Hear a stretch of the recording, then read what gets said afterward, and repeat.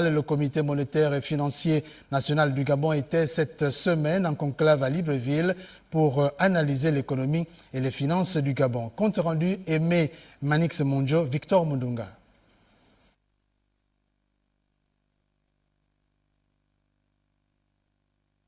Deux réunions pour examiner l'évolution de la situation économique et financière du Gabon. La première, celle du Comité monétaire et financier national, suivie simultanément de celle du Conseil national du crédit. À la base, elles doivent permettre de prendre des mesures pour le suivi des différentes politiques économiques et financières et de voir si la trajectoire arrêtée a été respectée. Après plusieurs heures d'échanges, ont-ils atteint les objectifs escomptés?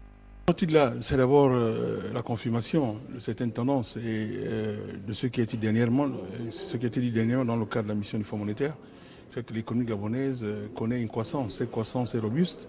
En 2014, nous sortirons avec un taux de croissance de 5,1%, avec des projections de 5,7% de croissance en 2015.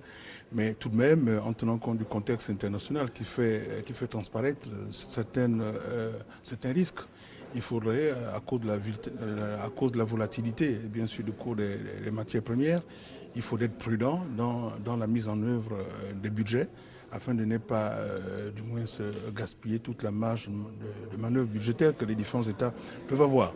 Le Gabon veut donc maîtriser ses finances, gage d'une prospérité économique. Pour cela, le projet de loi de finances, en ce moment en étude au Parlement, entend réduire les parts allouées aux administrations. Ce projet de loi de finances est prudent. Nous avons pris comme hypothèse contenir l'affolement en ce qui concerne les dépenses de fonctionnement et maintenir la tendance qui est d'avoir un accent au niveau donc des dépenses, d'investissement. Puisqu'il est clair aujourd'hui, le chef de l'État voudrait, dans le cadre de son programme, permettre que le secteur privé puisse jouer un rôle essentiel dans notre volonté de diversifier l'économie. Donc il faudrait lever tous les goulets d'étranglement, à commencer par le volet infrastructurel, en ce qui concerne l'énergie, en ce qui concerne le transport, en ce qui concerne les ports.